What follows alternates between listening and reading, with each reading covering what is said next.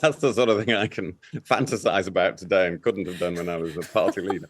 No, to bat the hand away. William Hague, if you were being interviewed by Piers Morgan and you were talking about planes going to Rwanda, and he holds his hand out and he says, "I'll bet you £1,000 you don't get your planes of," well, let's be honest, are vulnerable people, or people who are claiming to be vulnerable people, real people, people with actual lives, and I bet you £1,000 you can't get him on a plane to Rwanda. He holds out his hand. What do you do there, William Hague? How do you shake his hand? Do you make the bet? Do you think that's all right, or do you avoid that landmine?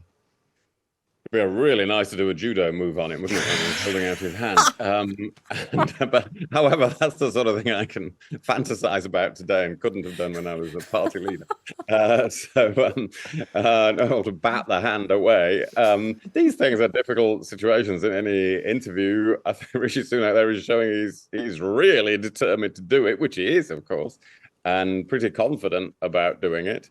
But so I very much hope he wins his bet. But yes, I would have been tempted to bat the hand away. But then, you think, well, if you're the Prime Minister, what publicity are you going to get for that? Yeah. So well, he's not had great publicity. Difficult judgment. Yeah. Kezia, what's the worst thing? Can you think of a bad interview technique where someone's come something like that and you've just gone along with it? Or has that happened to you? Not quite that sort of thing, but where you think, oh, God, why have I gone along with that? Well, I know it's a different level, but I did refuse to be interviewed by Piers Morgan because I just didn't want to play that game. And I think there is an element of whether the Prime Minister really needs to indulge somebody like Piers Morgan knowing he's going to pull tricks like that. I'm with William, though, in the sense that, he was damned if he did and damned if he didn't. If he didn't take the bet, then that just feeds the people in his party who think Rwanda's never going to happen. If he did, he was putting himself in a perilous situation further down the road. I think he did the best he could in those circumstances, as distasteful as it is to place any bet on human life. Yeah, that's probably a very fair assessment. William, anyone have tried that with you? A bad interview experience? No, they haven't tried that. No, I suppose I'm just used to all the standard interviewing tricks. This is why Kezia and I are always able to get out of your questions, because we've had every trick in the book. Who's your least favourite interviewer, William? Oh, come on, Stig, for goodness sake. It's you. You're not allowed to say me. No, I don't know. Actually, I'll tell you my favourites. It's so positive. Positive, It used to be the big substantive long interviews. John Humphreys for like 40 minutes on the television. People could watch and really work out what made you tick. These days, most things are sound bites. Not on Times Radio, of course, but where we do longer things. But a lot of the media is just sound bites. I like those really clever interviewers who know everything and go on and on at you. That's a fair contest. Yeah. William, we're just seeing that Quasi Kwarteng has said he's not going to stand at the next general election. That's just breaking news. Now he's kind of joining a long list of people. What are your thoughts on that? Well, he's a clever guy, but he, of course, had a disaster, as we know. Not that clever, then. Well, disasters happen to clever guys and girls.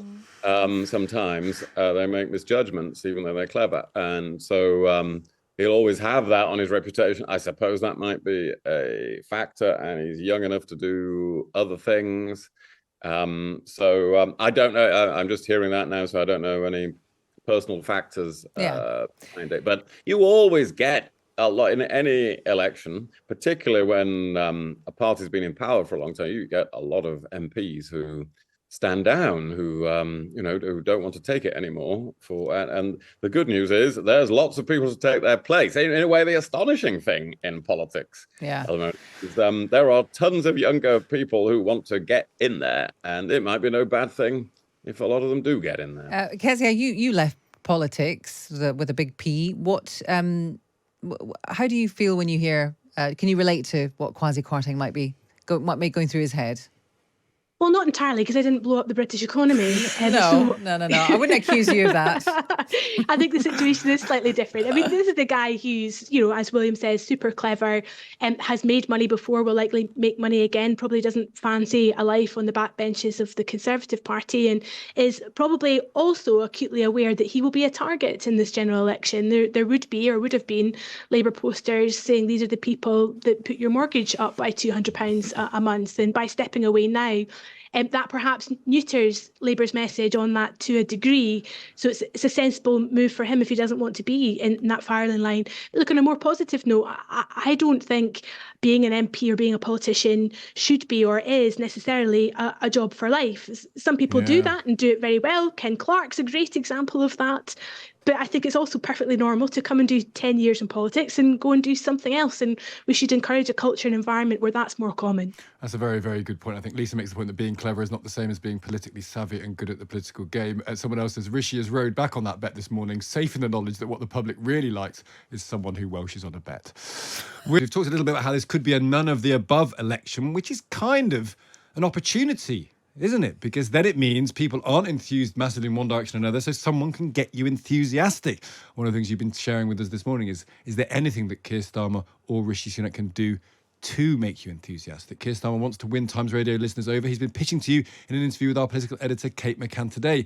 You can hear more of this interview after 9:30, but let's just hear a bit again about his pitch for clean power by 2030. What that means is a race towards renewables, gives us lower bills, energy security, so Putin can't put his boot on our throat, and it allows us to be in the race for the next generation of jobs, hugely important, and jobs that will be measured in decades, not days.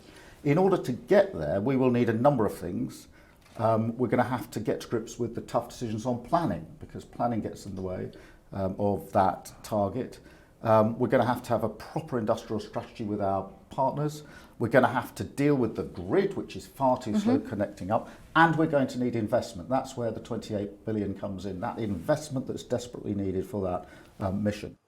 Kezia Dugdale, at one level, this should be a really straightforward proposition, but it sounds, every time we discuss it, it gets more and more muzzy and difficult to comprehend, because one version of events is spending £28 billion a year on green investments helps us with the green issues, and it helps us create jobs. And there was a period when that seemed like a really popular notion. Biden did something much bigger in America.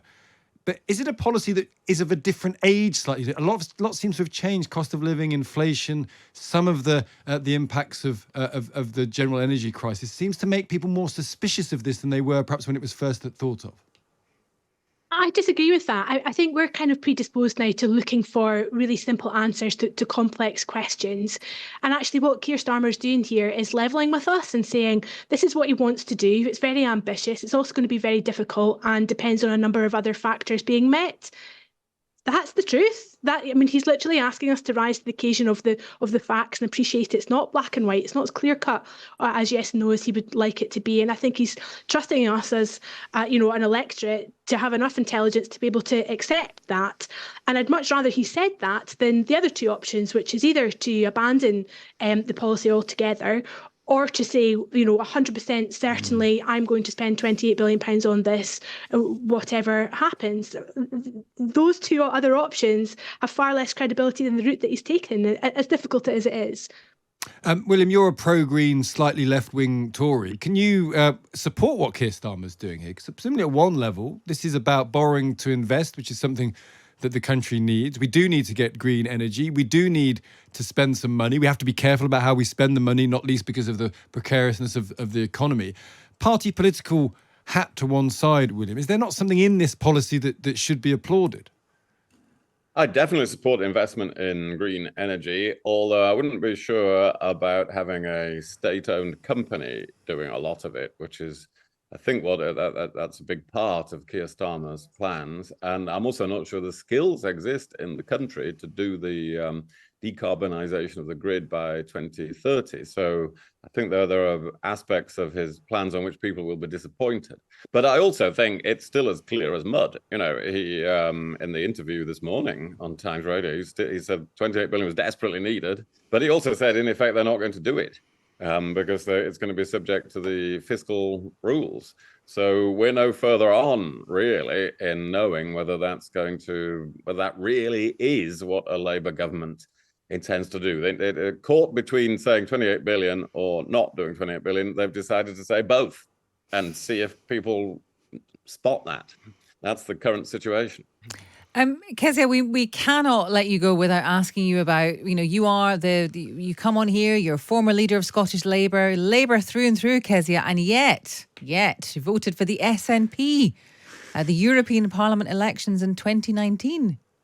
Once 5 years ago, and like I'm astonished this is news, because I voted Labour every time since, and talk passionately, and I think in a forthright fashion, for the difference that a Labour government can make. But yes, I did that back in 2019 because I was deeply angry about Brexit and the consequences that would have for the people that I went into politics to represent. And I did so in a European election, which was a largely symbolic election, knowing that the vote that I cast that day could in no way be construed as support for independence or anything more than a protest against Brexit. I also marched in the streets of London with millions of people for a people's referendum, for a second chance on the EU referendum. I've spoken out about Brexit on every occasion that I can. So yeah, I was pretty taken back to see that this was as prominent a story as it was, given it's something that's happened 5 years ago, and I've done nothing but support Labour since. I suppose it's just the fact that you are the former leader of Scottish Labour. I mean, when we think of you, we do think Labour, Labour, Labour. Sure, but see, in that election, that European election back in 2019, 9.3% of people in Scotland voted Scottish Labour. I was very, very far from the only one that broke with a voting history of the past and did something different with their vote that day. It's very different now. Labour is booming in Scotland. It's very much in the race to defeat the SNP at the next general election, is on the march towards the Scottish Parliament election as well, which shows you how much of a journey Labour's taken in that time. William, we're all friends here. No one will hold this against you. In your long life, have you ever voted anything other than Tory? No, I haven't. It's very sort of refreshing, really, what Kezia is describing. I have definitely never voted Scottish nationalist, but I've never lived in Scotland, so that wouldn't arise. What about Welsh nationalist? No, I've not voted for them either, even though I would have had opportunities to do that. I haven't done that. I've been tempted by the monster raving loony party once or William.